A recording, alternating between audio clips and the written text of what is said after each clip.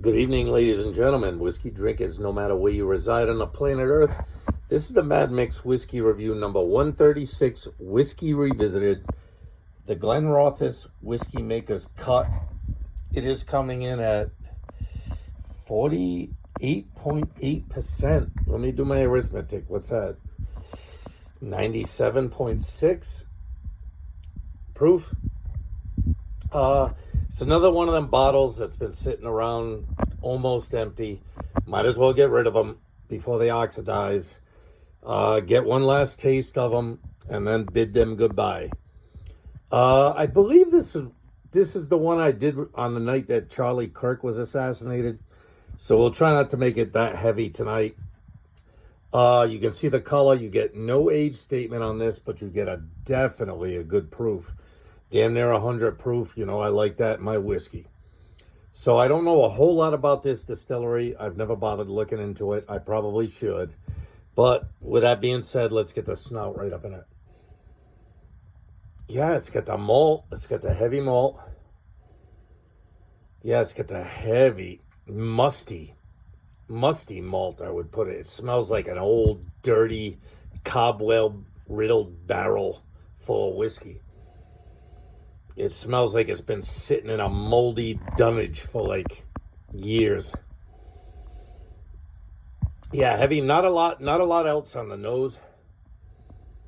Just a musty, dusty malt. That's about what I get on it. Pleasant though. If you like distilleries with an individual malt character, well, this one's giving it right off the rip. But as you all know, we're not here to smell whiskey.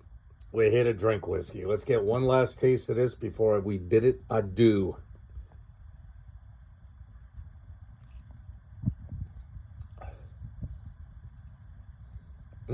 Yes. Yes, it's got that musty, dusty malt on the palate for sure. It's got that individual malt character. This makes me want to look into this distillery a little more. There are so many Scotland distilleries that it's impossible. Well, there's so many distilleries all over the planet. It's impossible to know everything about all of them. Yeah, just a nice, pleasant, malty must to it. Kind of like I said, like it's been sitting in a basement for years upon years. It's just got that basement dust to it. Very pleasant, though. Very good malt character. All right, one more sip. We'll wrap up the Glenrothes.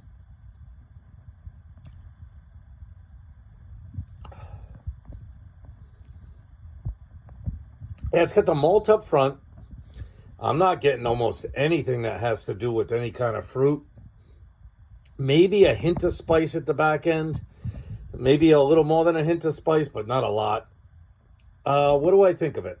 All right, the Mad Mix Whiskey Review number is at 136. I'll get it right in the title card. Whiskey Revisited. The Glenrothes Whiskey Maker's Cut. No age statement. It claims it's got creamy vanilla, orange peel, and nutmeg. Yeah, whatever. Coming in at 48.8. I like it. It's funky and malty and different. This was an expensive bottle, I believe.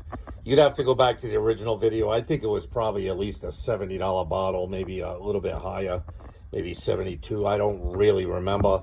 It's been a long time. I think Charlie Kirk was assassinated in September. In my world, November is a long way from September. I like it. It's musty. It's funky. It's got a lot of malt. I'm not getting almost any of those flavors it's saying on the label, but you know these distilleries are willing to blow fucking smoke up your ass to get you to buy a bottle. I am getting zero orange. I'm getting zero nutmeg. I'm just getting malt and a reasonably smooth whiskey. There's nothing offensive about this. It got a nice color. Got that nice amber color. It does it say anything about matured in first fill sherry seasoned oak casks? Sherry seasoned, yeah, there you go. Bottled at natural color. and at the strength selected by a master whiskey maker. So it doesn't say anything about chill filtering or anything. I don't really care about all that bullshit, as long as it tastes good. This tastes good.